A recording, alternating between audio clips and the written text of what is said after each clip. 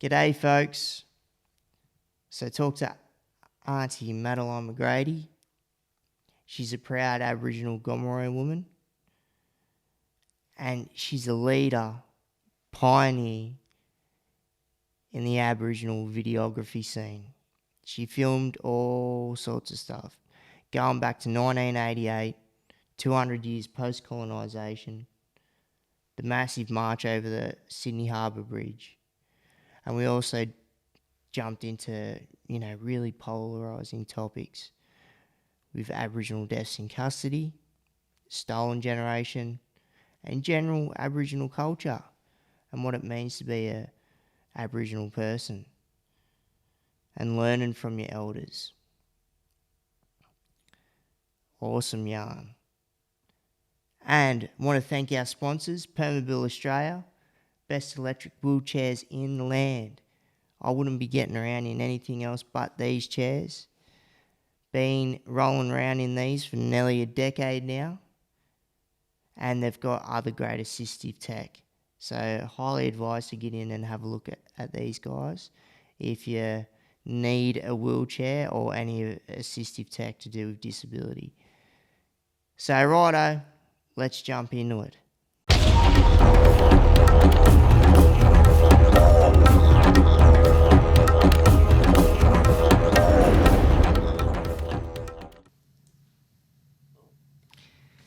Righto, we're rolling. Oh. So thanks for coming down, Aunty Madeline. Really appreciate it that you're here and we can have a yarn about, you as a pioneer and just where that's led to where you are now. But first, just want to talk about, who you are, where your mob's from, where your country's at. If you want to just, kick it off with that, if you don't mind. Oh, look, thanks, Jake, for this opportunity. And I'll just say yama to you all and all our mob out there. My name is Madeline McGrady, and my parents are Huey McGrady and Mary. And I just want to say there's 12 in our family. Were 12, a set of twin girls, and at the moment we've left with 6. And today I want to do a big shout out to my brother up at Toomala who turned 79 today, and he's really going great. So everybody's around him today up at Toomala. Shout out, Big shout out to his old brother. Yeah. I got his other brother across the road from him. Both of them lived in Toomala and never ever left Toomala. And his name is Stan and he's 85. So look out, Auntie Brenda. The boys are going along good. But it's lovely to come and talk to you, Jake. I went to school at Toomala, lived at Toomala, reared up mainly by my parents and family and the community. And I feel very privileged and lucky to have been able to have that support by my elders. My elders were my teachers at all times. We had a very, very, I suppose they were very strict. And most of my brothers, I think there were 6, and we hardly seen them because they had to go a long, long way for work. And so, most of them grew up to be non-drinkers and non-smokers, but loved their footy and sport. That's great. And yeah. And can you just elaborate on the importance of having Aboriginal elders and just the information and the knowledge that they pass on to you as a youngster, and where they, can carve out what's the importance of being an Aboriginal person and just that guidance through life along that path? Look, I felt that it's been the greatest input in my life.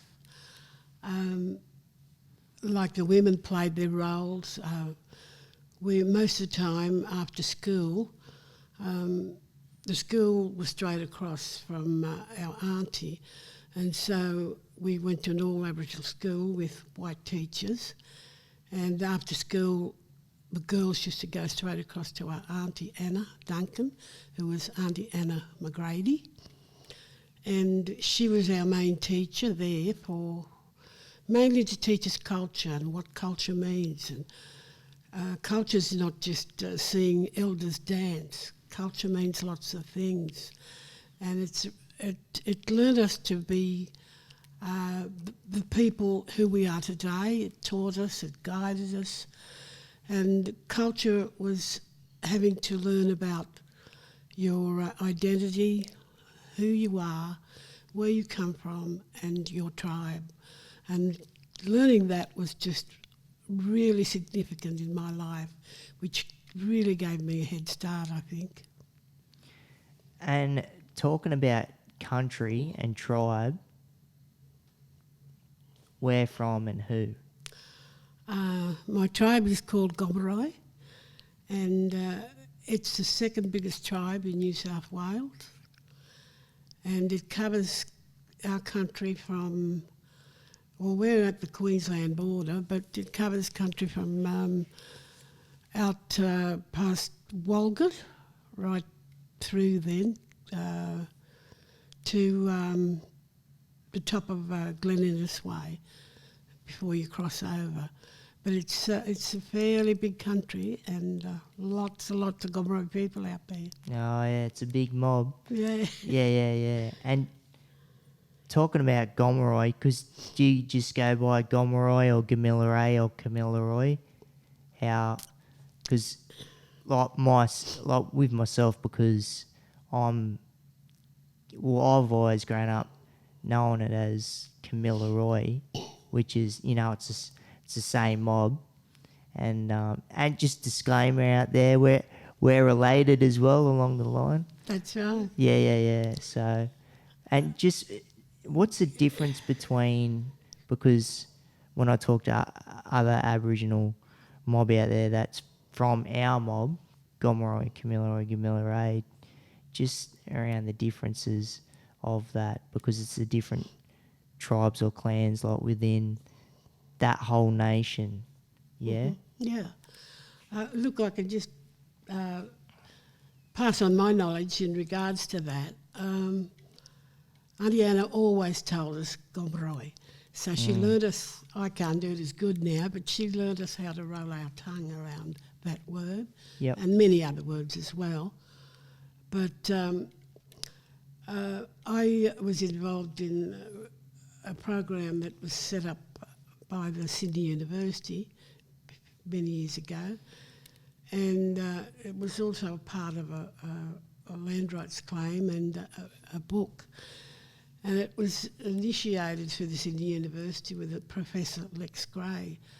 And a researcher I spent I think it took 6 years to finish, but we went to Tinga and travelled all around the different areas of New South Wales and spent 3 months, I think it was, doing research in the Armidale University. But leading up to that, the researcher done quite a number of years researching Gomeroi country as well, talking to elders. And we spoke to, I think it was, I forget her name, but it was Lyle Senior's mum in Moree, and an old lady called Clarice Connors at Tinga. And so we done lots of interviews with the families in different areas, and this white woman, she's a researcher, and her husband was actually a producer of the old, I think it was just I don't know whether it was yes it was big, it was called Skippy on the TV many, many years ago. So her husband was... Skippy the kangaroo. Kangaroo, yeah, that's right. Yeah. But she was the one who couldn't, they had trouble of saying the words properly. And it was at that time she said, well, can I call it Kamilaroi? And Aunty Clarice Connors said, well, sit here for a while, and she had her there trying to get her to say Gomeroi, but she couldn't. She couldn't pronounce the words properly. And this is how I experienced it, and she just, it was her where I first heard the word Kamilaroi.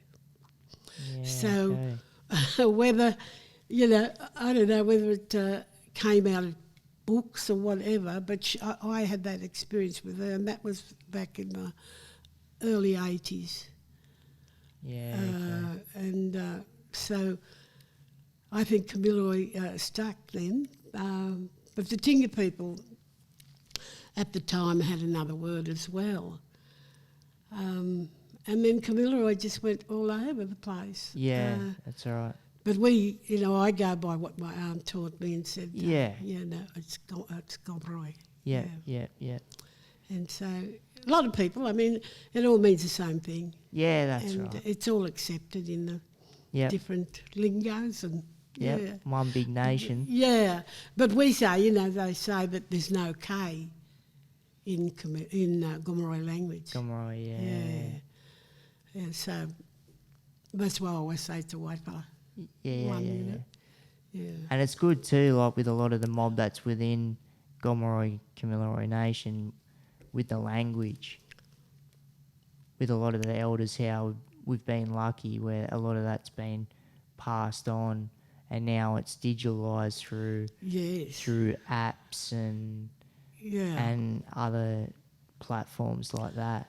Well, that's right. I used to have some problems with a lot of the teachers when they were trying to teach our language, and that they weren't saying the word right, and they were trying to put different letters in to try and cover that because they couldn't say it right.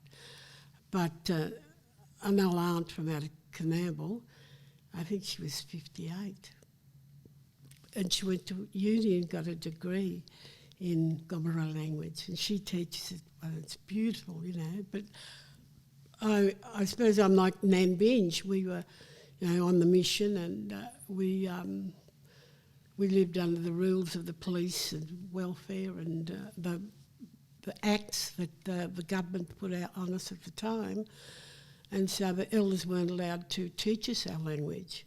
So if they were caught, they'd straight away be placed in jail. So Aunty Anna just used to get us in a little room and lock the doors and have somebody watch to see if the mission manager was coming. It was scary, but we learned some of it. I only just learned some words as well. But when another old aunt on Toomla, they used to get together and they just used to go for it, So I picked up from them when they were fishing. But otherwise, they weren't allowed to teach us properly. Yeah, it's really sad, that part of history. It is. Yeah.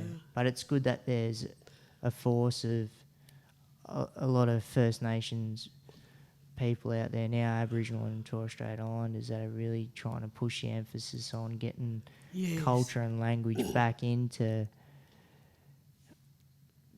Australia to a lot of the kids out there to, reinstate these languages where some of them have started to fade away, or some of them are lost. Yeah, exactly. Yeah. And just talking back on where you were just talking about the mission and living on the mission, did you ever have that scare because of, the policies that were in place for a lot of the Aboriginal kids that were taken away from either their missions or homes and placed in either, say, you got the Kinchilla Boys Home where, where my grandfather was taken, where he's taken from home from Redfern and put up near Kempsey Way up in the Kinchilla Boys Home, and where he was a part of what's known now as the stolen generation. Like,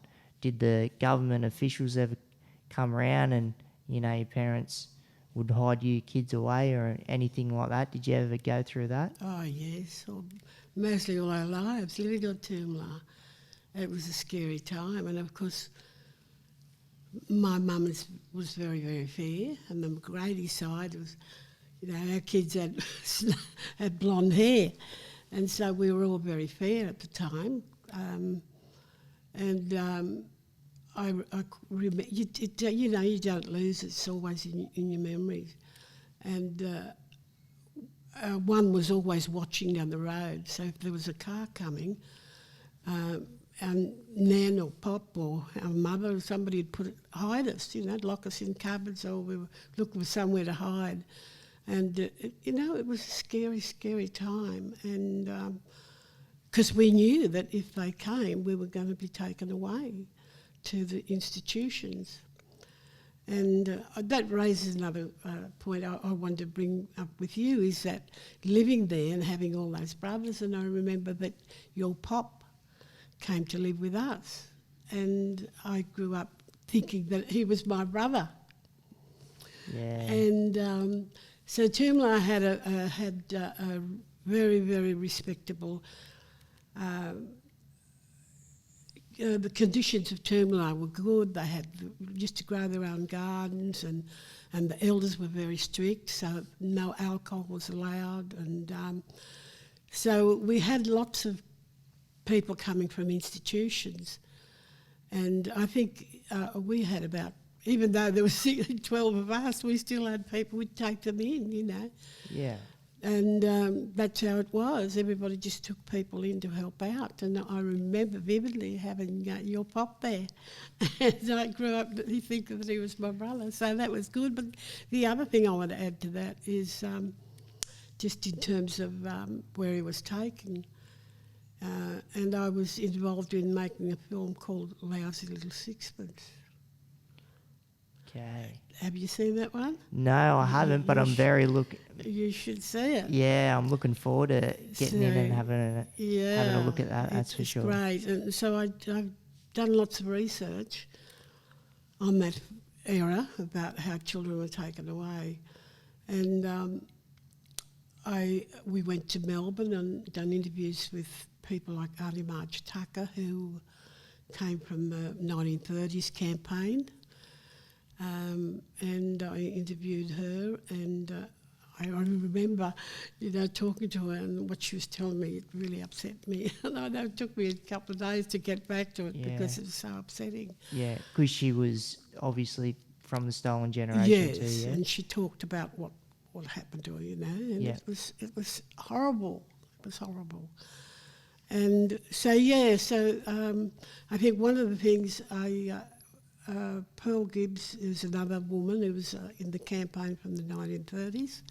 They had a team of people, Jack Patton and William Ferguson and William Cooper. But they were fighting against the policies of the government at the time, trying to put a stop to our children then, and every time Jack Patton went on the missions, he was arrested. Police, I remember police coming into our bedroom 4 o'clock in the morning, and there were torches in our faces. What could we do, if we called out for help or anything? It's pretty intimidating. It was terrible, They had a lot of control over us. So that came in under the Aboriginal Protection Board. And it was shocking, But I think today I look at it and I think about it, that those experiences that... Because they essentially wanted to breed Aboriginal people out. That's exactly right. Yeah. Because we were the fair ones, and they wanted to get rid of us. And it was scary, scary time. And I've got to say, we're very lucky that we survived that. Yeah. Yeah. Yeah. Because I get surprised too with, what Pop Benj and Nan Benj would have went through with, with Nan, my grandmother, where there's, there was 14 kids. Yes. And having them on the mission and, and trying to get out bush or hiding them with whatever area. So the protection board wasn't, around to pick them up and take them away. So, but... I remember them coming to Toomla to visit us. And Yeah. And just going back on, so the film that you've made So where's that available? Where can is it up online anywhere, or where people can get their I hands on think it? you should be able to get it. A guy who set up a company, I think it was called Ronan Films, and they were based in Canberra.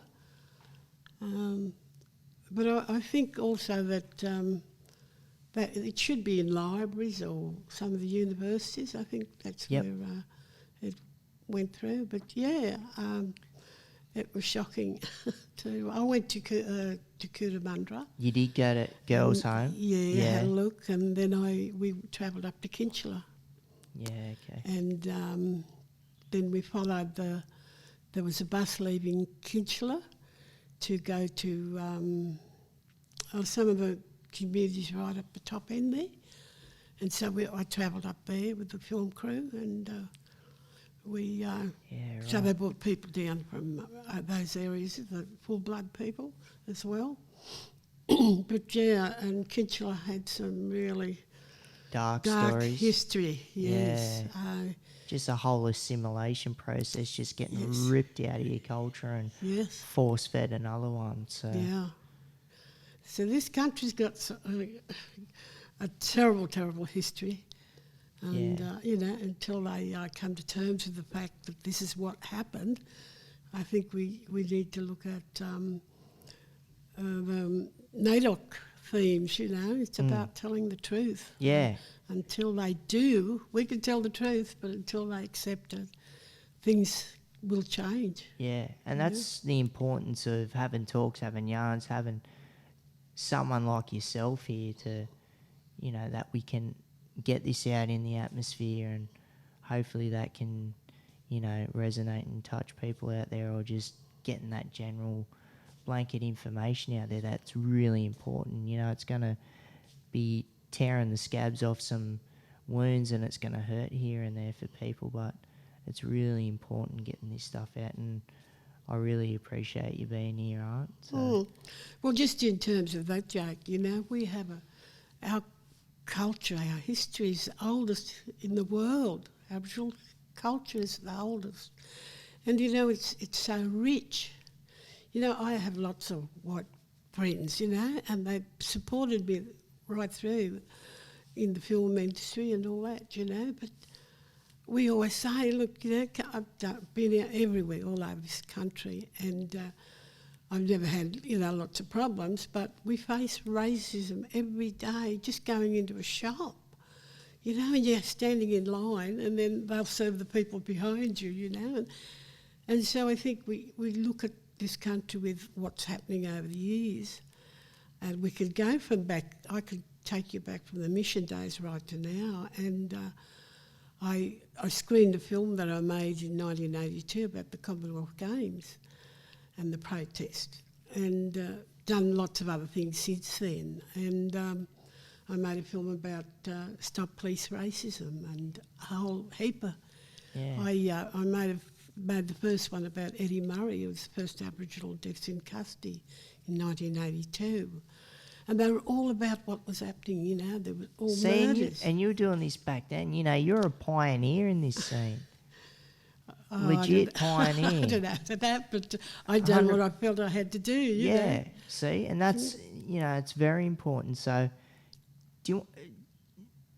just where did the drive come from to get behind the camera, and to get out there and to start recording the importance of these issues?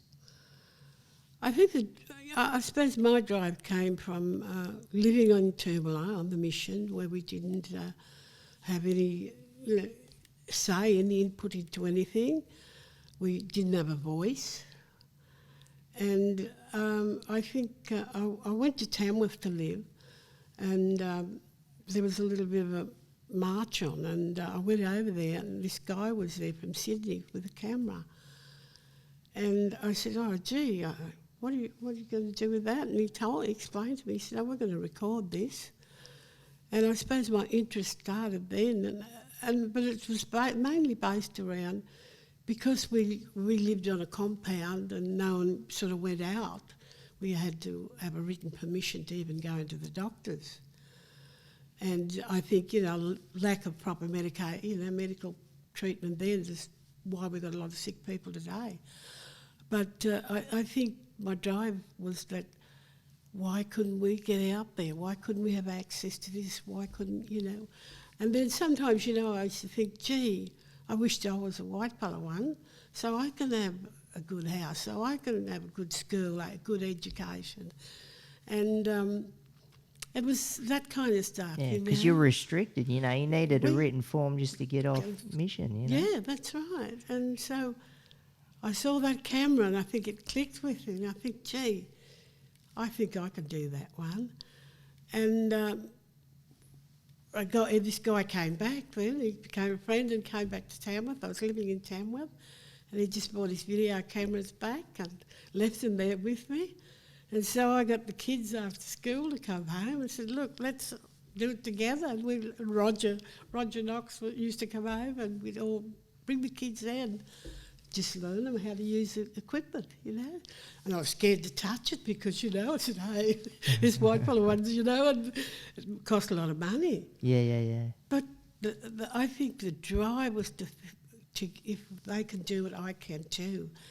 And I'll just mention this one. We had a big meeting then, all the government departments came. I got really cheeky at the end and I wanted to record everything that was being said and written about Aboriginal people in this country. And so we had a meeting and I said, look, let's invite them here to my house. That's where everybody was meeting. And so they sat in there and I had all the equipment in the kitchen, so I was able to record whatever they said.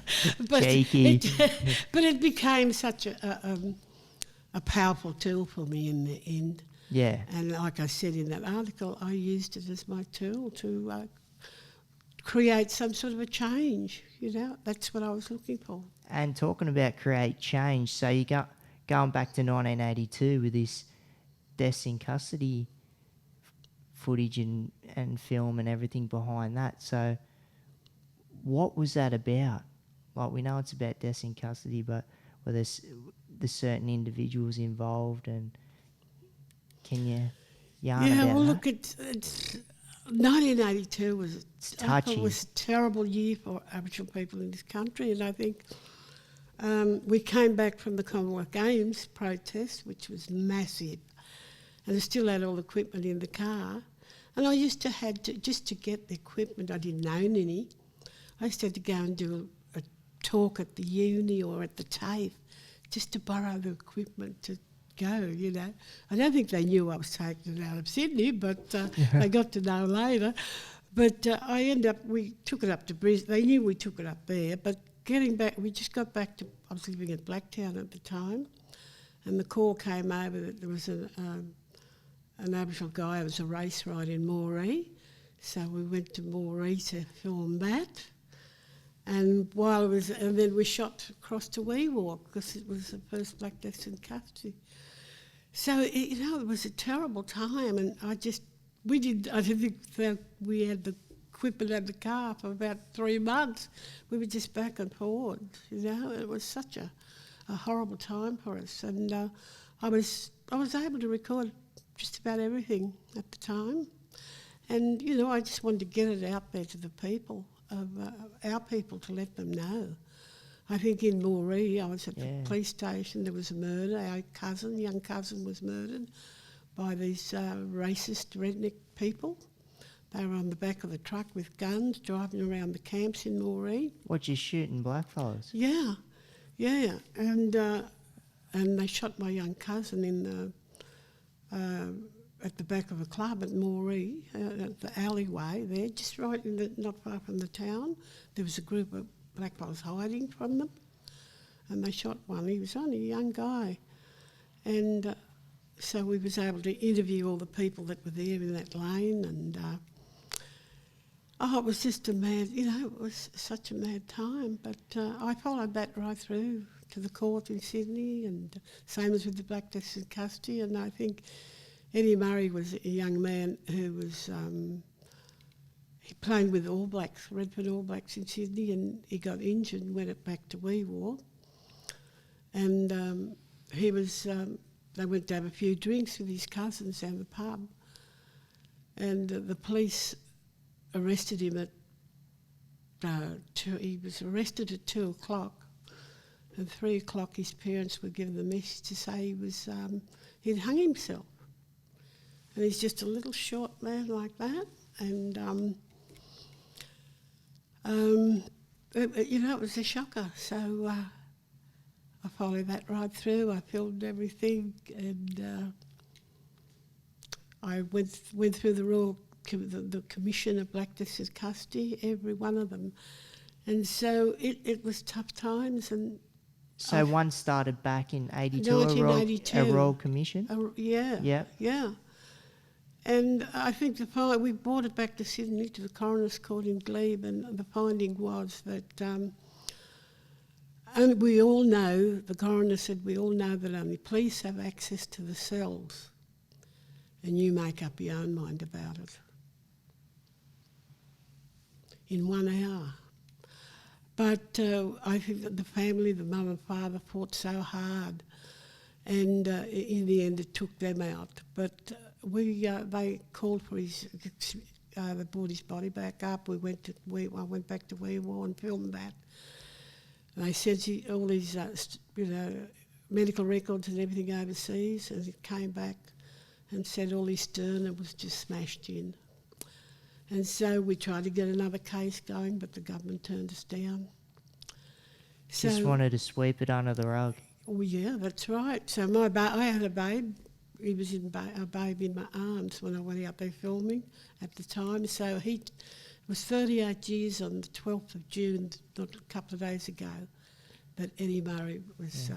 And from then on. So pretty much the damage that the police had done to Eddie, and then they just try to get framed up as him hanging himself within the prison or the jail cell. Yeah. Within that hour. Yeah. So that's full on. He was very short, and you got the big long doors, and they had little bars. How could he reach up there? And so the family is full on behind it, supported it. I stayed right through the court case. And I remember so vividly that they got this big sergeant who was involved in the investigation. He was in the witness box, and they gave him a blanket. They said he tore the blanket up to tie it around his neck in that hour. And the sergeant, who was a big man, they got him to try and tear it. He couldn't even tear it. And so there's a lot of evidence pointing to, we certainly knew. We had the story right. We knew which policeman done it. Yeah. But now, just last week again, there was another young guy in Silverwater. So it just nearly one a week. Yeah. And the women, it's shocking. Yeah, like that one, I'm pretty sure that was in WA, where it was a young Aboriginal girl where there was either something wrong with one of her organs. I'm not too sure if it was her appendix or a kidney, and she was complaining that she was sick and sore, and they were dragging her around the police cells. You could see some of the footage. Yeah. And then she ended up passing away from the internal injuries. Yeah, it's shocking. So I haven't stopped. I suppose I turned that one into my passion. Got to keep up the fight, You keep going. And last year, I think we had David Dungay in Sydney, the inquiry. And we went down, I think we spent 2 days down there. We spent 2 weeks in Newcastle with a young woman who died in, this was the worst one I've ever seen.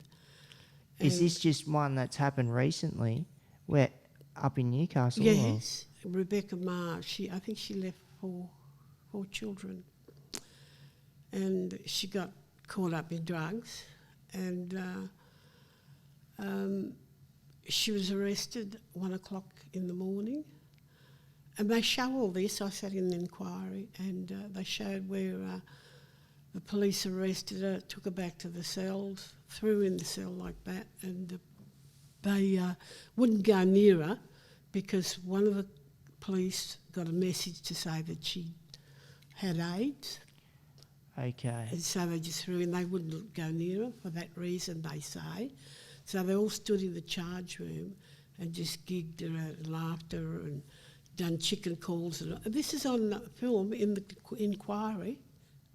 And then they saw she wasn't breathing properly, and 5 o'clock that next morning they raced in and she was dead. She was gone. Left 4 children. And this is all shown to all the people in the inquiry. So on the 5th of July, we're going back in because they're going to give the findings of that inquiry. So we're hoping, with fingers crossed, that this is going to be the first one. Hopefully we'll get some truth this time, Jake. Yep. To let people know what really is happening. Yeah, because that's pretty serious. Oh, it's serious and sad. She would have, surely she would have complained about something. She did. About what was happening, health-wise, for her to pass away. She might have known something. But if they didn't want to go near her, if they thought she had AIDS. Yeah. But I mean, you know what? When they've done all the medical tests, there was nothing wrong. She didn't have AIDS. She didn't have anything. So that's why I base everything around racism.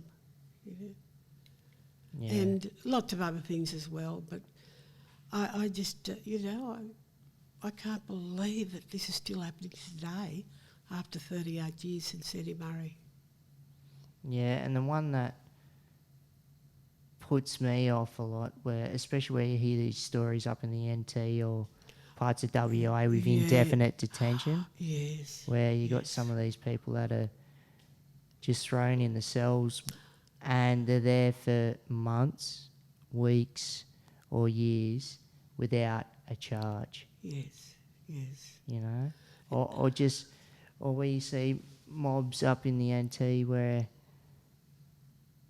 they've got some sort of mental, cognitive, intellectual disability, and they don't know what to do with them, and they just throw them in jail cells because they don't have the adequate facilities to look after the mob up there that have these disabilities. That's right. Well, after the Moree murder, I came to Sydney and I applied for a position with the corrective services. And I got it, and I was the first Aboriginal to work in the jail system at the time. Really? Yeah, and I did it for a reason, to see how the mob were coping in jail. Where was this, Silverwater or? Yeah, I visited all of them. You're going to, okay. I was in charge of all the jails in New South Wales. And I'd done it for a reason, just to check on those guys who'd murdered our cousin up there as well in Moree, and they were in the jails in there. But what I did find, I was on the big top committees, and what I did find was that because our mob wasn't able to read and write properly, I mean, some of them were ready to come out, but they were just putting them back. They wanted to come up against this committee to go out to work. There was no to get out of jail. To get out of jail, but they were just held back mainly because they couldn't read or write. And that was when did I go in there? 86 when I went in there to work. So I travelled all around the jails in New South Wales. So it certainly gave me idea. So you're saying because some of the corrections people that were working within some of the jails thought that some of the Aboriginal Torres Strait Islander mob within the jail couldn't, read, write, or just being able to live, within the greater population outside of the jail, what they'd just say, no, you're not getting out, you're staying in. Is that sort of along the lines? Yeah, sort of, kind of, but because, white fellas and anybody else who had the privilege of being educated to an extent or was able to speak for themselves. So if you're just in there and you can't talk for yourself, you just hang about, you don't say anything to anyone, and he knows he can't get to that committee to have a go because he hasn't got an idiot, to talk for himself. And so I was able to sort of get on that committee and sort of start to open up some stuff, and that actually got Aboriginal people through then. And I helped to set up education courses in the jails then after that. So it was a real experience.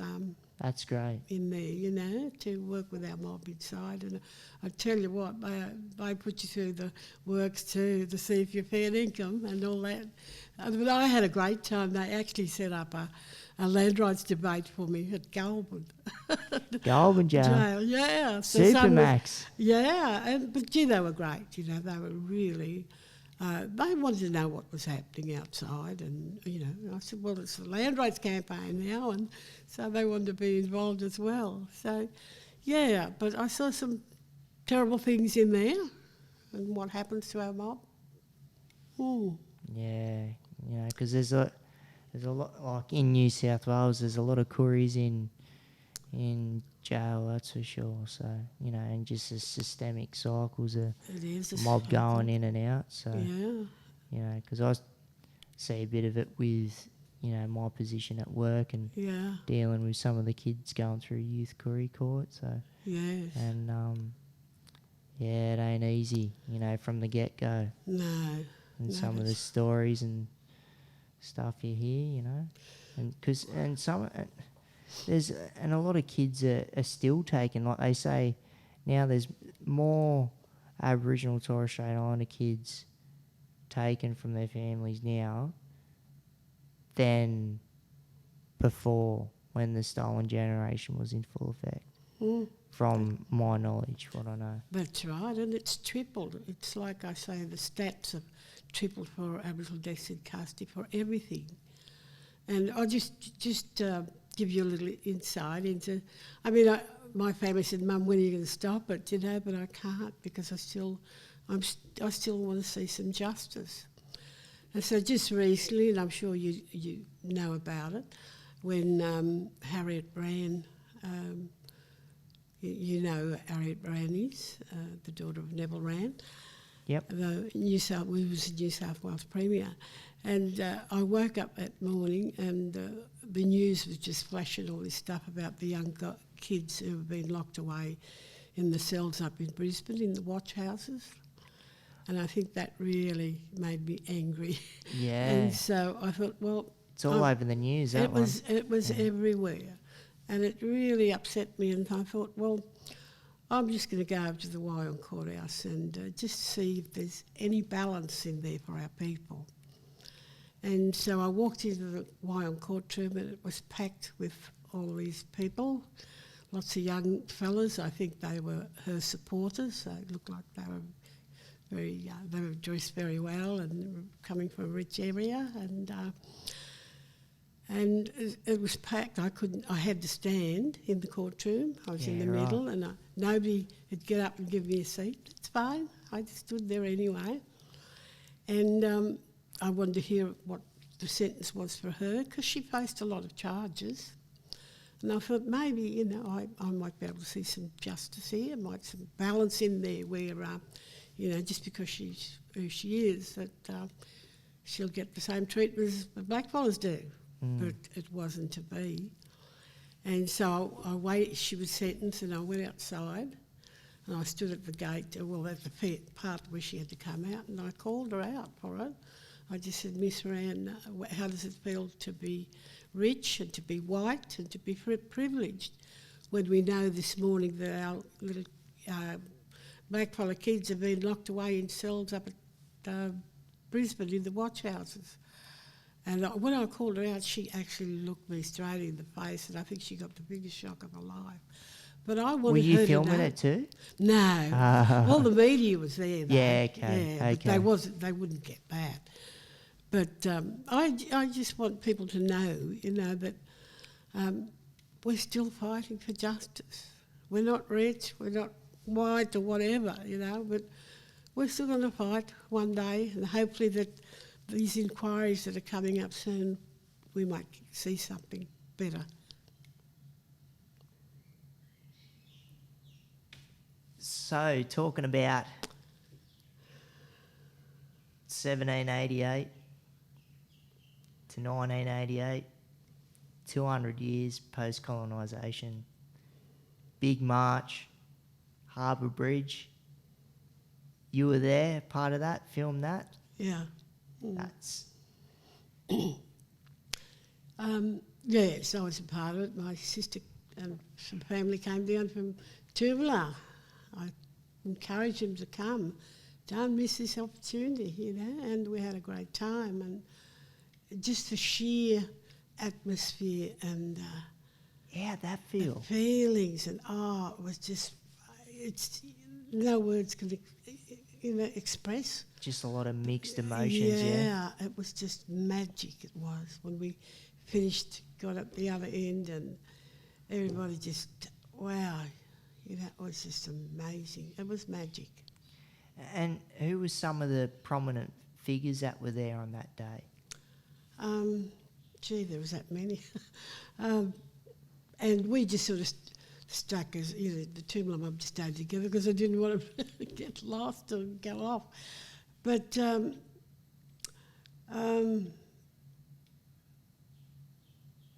it's hard to think now. Some of those people that were there. Yeah, a few years back now. Yeah, it was a few years back, but... but I just remember that whole bridge just being chockers full of blackfellas getting... Oh, and the flags, and they were, you know... And where did it start from? So you coming from over the Harbour Bridge and then did it follow on to George Street, or where did it sort of flow on? Well, we just came back we came across and we ended up at the end there. We all just went and sat down to have a drink, and there was those at the quay. Circular quay there. Quay, yeah. Yep. We ended up going along there then to have something to eat. And what came out of that was just, and that's why I find it hard that, you know, why don't people start to accept things that's happening? Because out of that came a really good committee, and would you believe it? They all came from North Sydney. And there was this group of women who come to know lots of the people there that day, and that relationship and committee is still operating today. And I see where they, you know, have to show some films and campaign for equality for our mob. So that was something like, it was just fantastic. And so that was 88, yeah, and so I made a film, and it's called Through the Eyes of Radio Redfern. And that's what it's called, Radio Redfern. That's deadly. And you're also a pioneer in that field too, yeah, Radio Redfern. Yeah. Yeah. So how'd that all start up? And who got behind that? It was a group of people. I think I go back to... I just sort of got to Sydney at the end of the Black Theatre group, and it was people, you know, lots of people were starting to get together. And Gary Foley and Gary Williams, and there was a number of guys who got together then and made that video of... what's it called, Rad? You know, Gary Foley. They just done the reverse rails. Barbecue area. Have a look at that one. It's just, just crack up, you know. But yeah, they played the different rails, and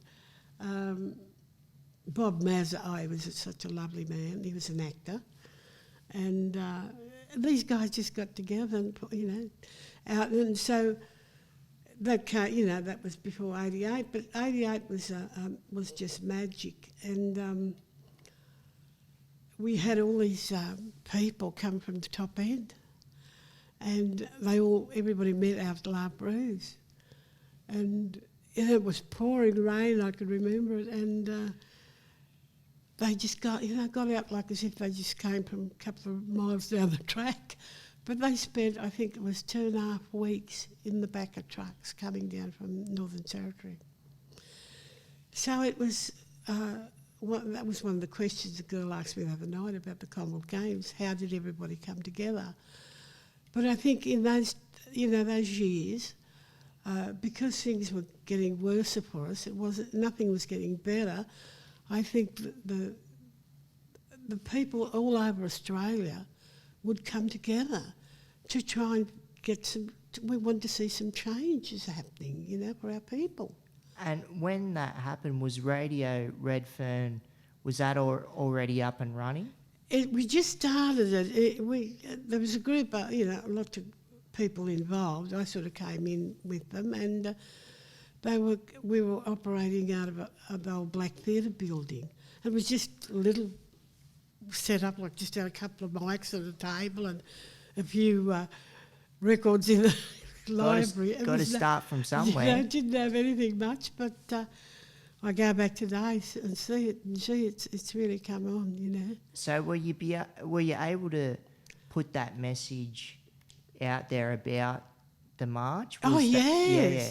So it's like, it was mission great. statement. This is what's happening now. Yes, it was just great. Come on, you mob. We're going to get down to the bridge. We're going to do X, Y, and Z. That's right. And just the way that there was a few people coming in. It's all voluntary because nobody had any money, and we just scrambled some money here and there. Some people donated money just to get it started, But the way we used the radio was, I remember Tiger was saying, "Oh, come on, you mob, you better get out there to the jail, family, the lads want to see the family." And so in different ways as communication to our mobs out there, out in the bush too, it's sort of, people would pick up messages and send them out to the mob in the bush there.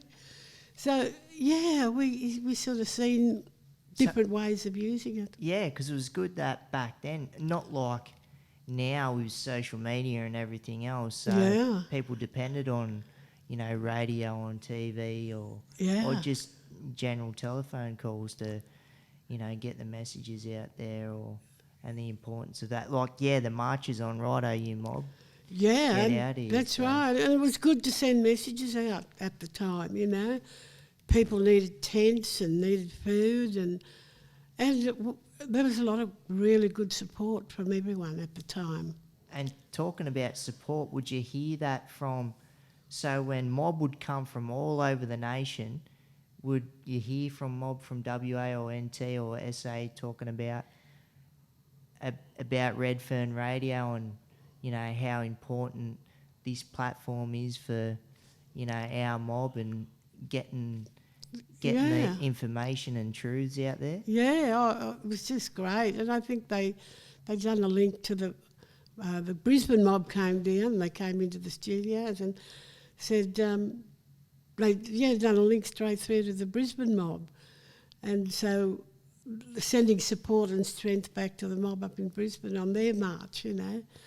So it was fantastic, and just the atmosphere and all the top end mob they put them up in the front, and it was real visible, but it made it so strong. And you have to have a look at that film. It's just magic. Yeah. But just the sheer strength and and the joy and seeing those elders there amongst our mob, it was just magic. But it was great. And did it go pretty seamlessly? There wasn't any interaction with authorities or anything like that, or? No, only they had one incident where the police started to put up blocks. Barricades. Barricades, but the people just went and talked to them, and they took them down, and so they made their way back to Hyde Park. Yeah, so it was all pretty calm. Yeah, it was all calm. It was good, and there was a lot of strong people talking and a lot of messages coming out. So that was a great time, and I remember we were there, and we had people like Linda Burney, who was there. She was on radio as well. Her and Chris Kirkbright, and and I want to mention these people who was doing that with Radio Redfern, and Cheryl. I don't know what her married name is, but she used to be Cheryl Rose, and people like that done a fantastic job with the radio. And like with Radio Redfern, is that what has evolved in the Koori Radio? Yeah, what it is today. It is? Yes, Yeah. definitely so. Yep. Yep. It's great to see, how, like you said, but you don't need lots of big things. You just need a couple of people with a strong ambition and ideas, and off it goes, and it just makes you feel so proud to know that, hey, look what's happening today. And look what you started back then, and look at where it is now, Koori Radio, and just, the force that it has within not just Redfern and Sydney, New South Wales, but throughout the nation itself. It's really powerful stuff. That's right. The platform that it lays out for other Aboriginal and Torres Strait Islander folk to spread the love, get it out there. It's great, and I think I did get an invitation to go up to Karma, and I went up there and worked for 12 months in Parja, and that was a real experience. And going out to do some work with elders on country. Yeah, it was great. I loved it. That's awesome. And so the evolution of yourself, Aunty Madeline, and when I mean that, the evolution of you in the filming and the audio and the radio of, say, going back to 1988 and where you're at now, like. So what are you up to now? Because you've briefly talked about you've been doing talks here and going to different schools, or if it's different unis, and participating in different Aboriginal and Torres Strait Islander community gatherings to do certain things. So what are you involved in that front now? You know what, I think about it now, and some people ask the question, how did I do it? I was by myself, and I reared 5 children up in Sydney the whole time I lived there. I think I was there for about 20 years. And I loved it, and you talk to my kids, they will tell you that it was a great experience, and the opportunities came, and my daughter went to uni, they all work, and gave them and made them really strong people for what they are today. And I just enjoyed it so much. But I think, I know I got involved in work with the bands, music-wise, and promoting bands like No Fixed Address and Us Mob, and just things like that. And I just started to work in a film, what they call an alternative filmmakers co-op that was set up in Darlinghurst. And I went there, and I thought, well, I want to get a grant. Our young people out on the missions and out in the bush don't get to see live bands. So I applied for a grant to take the band called No Fixed Address and Us Mob up to Moree and Toomala. And they really, they just lapped it up, and the Rumpy Band I took up to Moree and Toomala. And, it was just magic to them, they just played, and we got to Moree, and it was...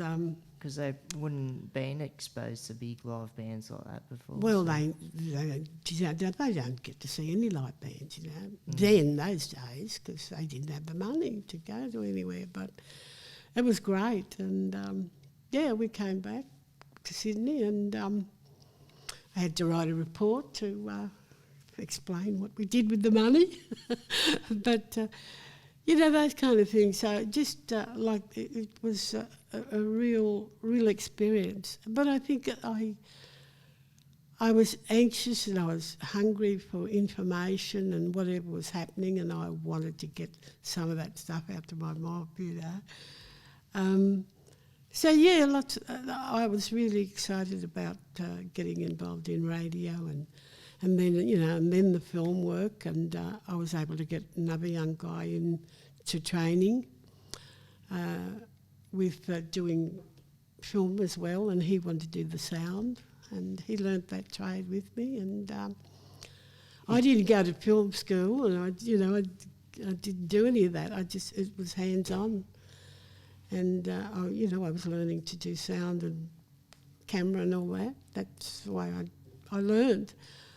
But... and is that where you learnt too, along with, we were talking before about Lester Bostock, just yeah, well, camera? Lester, I got involved with Lester, and I worked over at Film Australia, and we wanted to set up things, and for our mob too, and got involved with the film school because in fact, I've still got reports where I'd written, it would have cost $30,000 just for one person to get in, and of course none of our mob had that kind of money, and so it just took some guts and determination to hang in there with their mob, and finally we did, to go and have meetings with them and break down some of those barriers, and opened it up, and now our mob can go in there and do the same courses. Yeah, okay. Which was good, and I encourage and that's grants as well, and... Yes, well, it doesn't cost them any money now. Like they'll get the grant, and and it pays for them. Yeah, okay. And so I was trying to encourage a lot of our people to get involved in that sort of media because none of them were. People were sort of getting around it a bit, but we just couldn't make it to there because there was no money around. So that was a big block for a lot of our people, in those days. But it's all different now. And it's all up and running today. Oh, and yes. A lot of kids and youngsters are coming through and want to be the next wave generation after pioneers like yourself have paved the way to be the next Aboriginal Torres Strait Islander behind the camera and behind the microphones trying to get the message out there. Yeah, well, I look at Duro Sen and all those guys. He's a young guy, and the mob, Toomla mob. And it was good because we went up to the premiere of Toomla, to the State Theatre, and a lot of the old-time filmmakers were there who I'd worked with, and we went back to the talk at the craft later, and one of the people got up and said, "See this woman there? She was the one who opened the doors for you, Ivan." And he wouldn't have known that. And I'm not one to go out. I was a quiet achiever, so I made it. I wanted to put this one to you, Jake, that I had the most beautiful experience in terms of sitting there at home on the couch and watching the Invasion Day, call it, on the 26th of January this year. And then I saw all this stuff go, always was, always will be, all over. It was in Melbourne, it was in Germany, my friends in Germany, and England, and it was just a big connection. And they use this phrase, I don't know whether you probably would have heard it, it says, always was, always will be Aboriginal land. Yes, yes. And I was just amazed. And I made that video in 1981, and it was about the Land Rights Act that the government just pushed out. So I made that one to get it out to the mob, and it was called Always Was, Always Will Be, and just in January. Are you serious? I am serious. I was nominated. I was nominated for a Human Rights Award for it.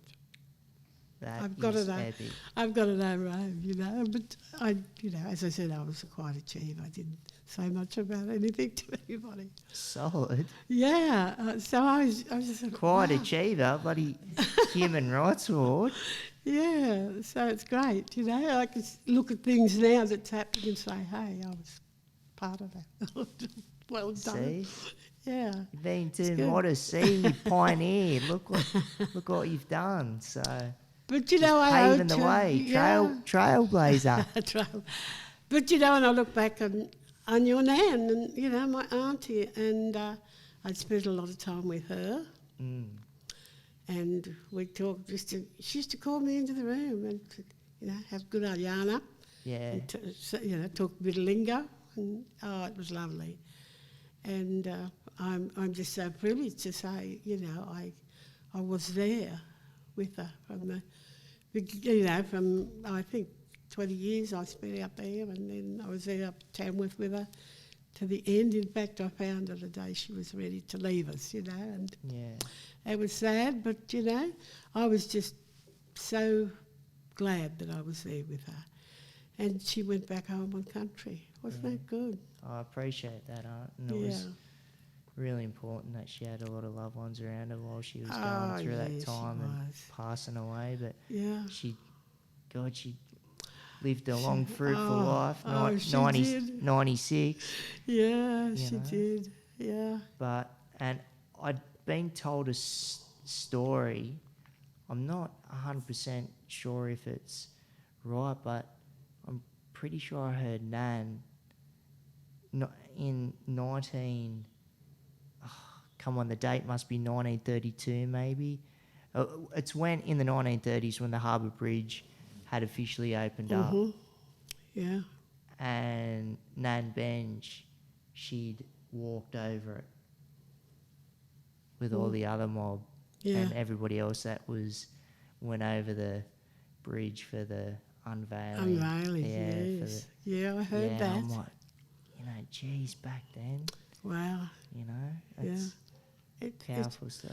Oh, it is. Look, we just went out to Dubbo just a couple of weeks ago, and you heard me talk about the 1930s campaigners, and they had the unveiling of a statue of William Ferguson,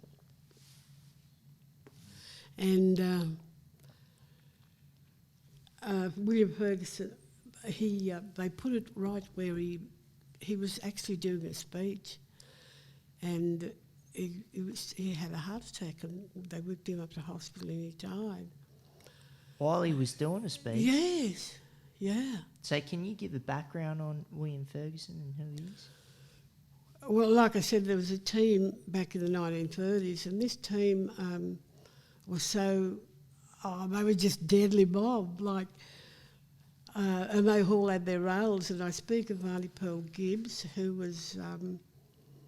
she lived in Dubbo, and I eventually looked after her for 10 years, and I got to know her through the film Lousy Little Sixpence, which was made then, you know, and it was about the payment they got when they were in the institution.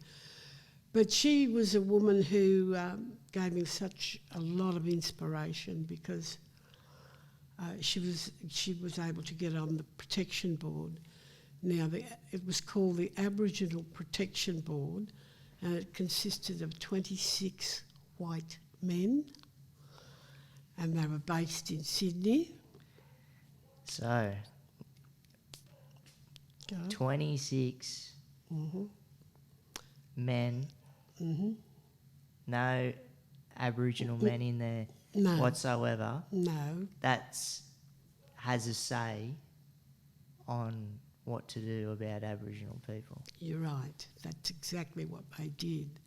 So they were the ones who made the decisions about who they were going to take to send off to the institutions. So Aunty Pearl Gibbs got herself on there. I don't know how she did it, but she used to tell me, an amazing woman, and she said when she knew then that they'd made the decision to go out to Brewarrina to take some kids, she would walk out there from Sydney to let the families know so they could take the kids in the bush. Hold on. Walk. Hitchhike, walk, whatever, yeah. Yeah. Yeah, so that's in the that was 36, 38, yeah. And so they were the first freedom fighters for our mob. Aunty Pearl Gibbs. Well, there was that team. There was Aunty Pearl Gibbs, Aunty Marge Tucker, Aunty Geraldine Briggs, Jack Patton. There's a Briggs in there, you saying that?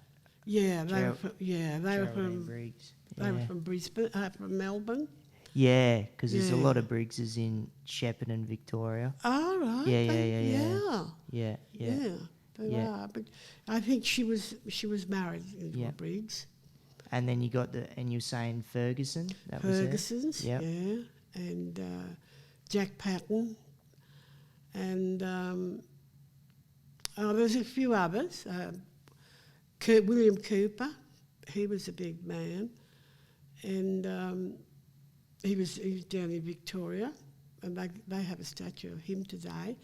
So they were great fighters, and so we just went out. They just put up the statue last couple of weeks ago out at Dubbo, and I went back out for it because Aunty Pearl Gibbs used to live out there, and So she's a Wiradjuri woman, yeah? Or? yes, Yeah, okay. I'm sure she was. Oh, I forget now, but there's a whole big story attached to that. But so yeah, she knew then that's what that protection board of what 26 white men done, made those kind of decisions of who to take to the institutions. Amazing, isn't it? And she told me lots of history, lots of stories of how they done it. And Aunty Marge Tucker wrote a book, and as I said, I was interviewing her in Melbourne. Try and get onto that, the Lousy Little Sixpence one. It'd be good for you to watch. Not good, but I mean, it'll tell you this background and give you a lot of history on how it happened and what happened, you know. And it was so sad, and knowing the families, and we had one family, I think it was one family that was taken from Toomla, and I don't think there's any left now, but most of them came back out of the institution, and each one of them committed suicide. I think there was about 8. And I saw them, one of them was my sister-in-law, but she didn't commit suicide, but most of the boys did. Because, you know, it was the effects of living in those institutions. And I remember going to Cootamundra with the cameras and stuff, you know, and they still had the bars on the windows, and it was such an airy place, and it was like Kinchela.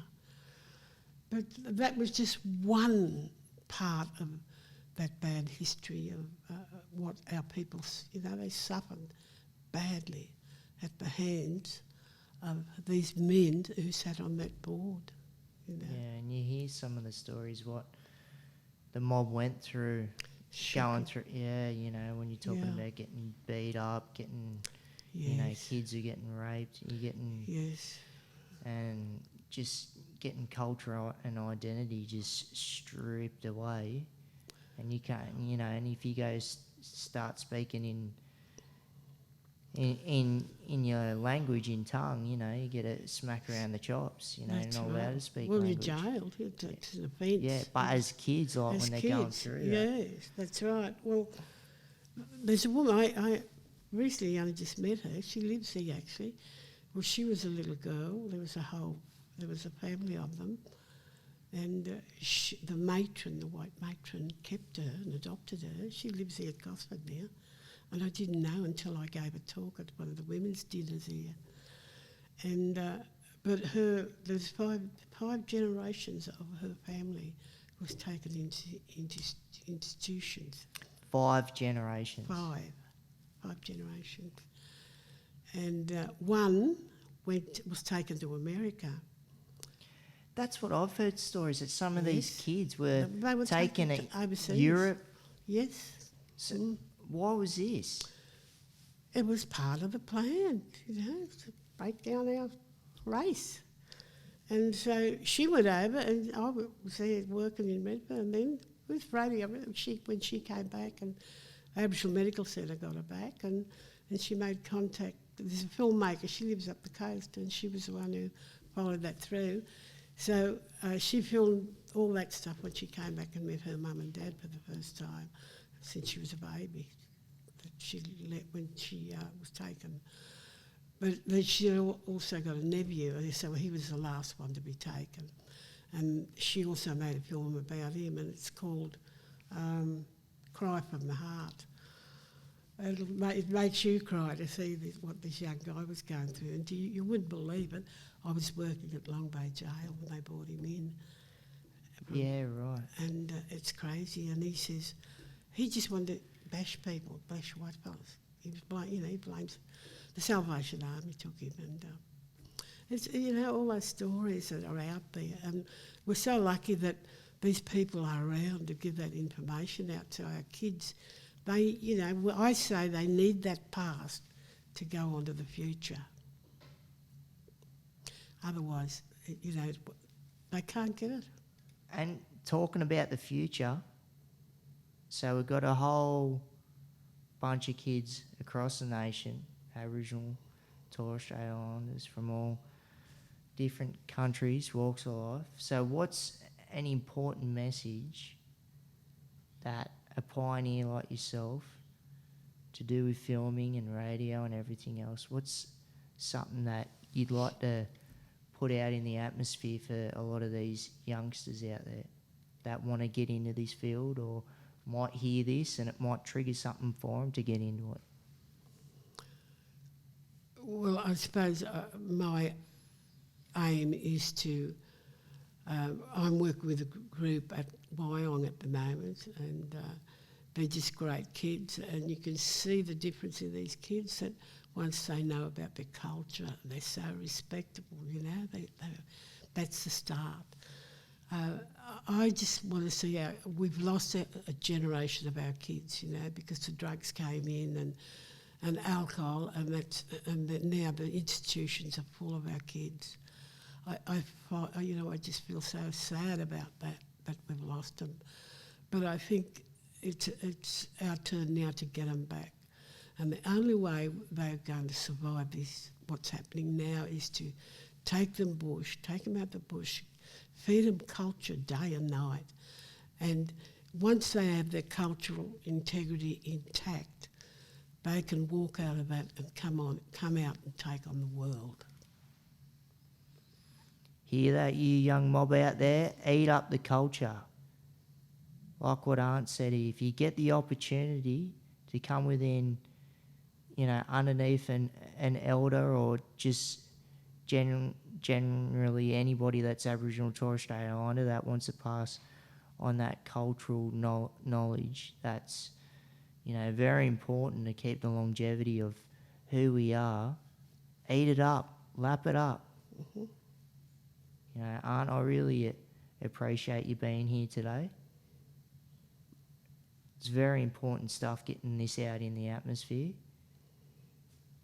And I think it will resonate with a lot of the mob that's out there throughout the nation. And I really hope it falls on a lot of those ears where it can make impact, or, some of the mob that might be watching this as well. But, thanks for coming out here and coming here today on the Keep Rolling podcast, and just with a lot of some of the footage that's out there, like you said. So how can people get their hands on it? Because I'm like, some of this stuff needs to get out there. I almost want to, help you get it out if we can get it up on YouTube or get it up there somewhere. So is there... Look, I also wanted to say, if young people out there are going to see this, let them take a look at you as well. I'm just so proud of you because of what you came through, and look what you're doing now. It takes me back to think that when I was doing study, and I said to one of the professors, will this work with people who are disabled, and he said, of course it will. It'll work, The brain, because I was doing study on brain. And, if the kids out there just get a glimpse of what you've experienced, what you've been through on your journey as well, it's just amazing. And, that should be, that's one thing that should be able to drive our young people today to... we years ago we said we want 100 doctors and 100 dentists. And, just recently we've just had our first Aboriginal surgeon. So, I think you yourself can give so much to our kids out there. They need it today. We need to get our kids out of those institutions. And if you yourself can get messages out like this, I think it'll be just a great support and help. So I want to say thank you and good luck to you in your endeavours of your journey to help get the message out too, Jake. I really, really appreciate that immensely. Really take that on board. Thanks, Aunt. Okay, thanks a lot, Jake. Bye. Righto, you mob. Get some culture in here. Thanks.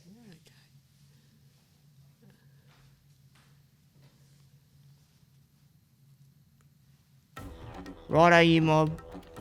Hope you like that yarn of Aunty Madeline. Remarkable woman. Pioneer. Important part of history that she's documented throughout the years. Loved it. So, if you want to get in contact with me, you can get me on Instagram at Street Rolling Cheetah or email, one word, streetrollingcheetah at gmail.com. I want to thank our sponsors, Permobil Australia, best electric wheelchairs in the land. Wouldn't be burning around in anything else but these 4 wheels right here. So I advise you, if you need a wheelchair, look into these guys, or they've got other assistive tech that you can also look into. Very much advise you to have a look. Best gear out there. So righto, we'll see you on the next one.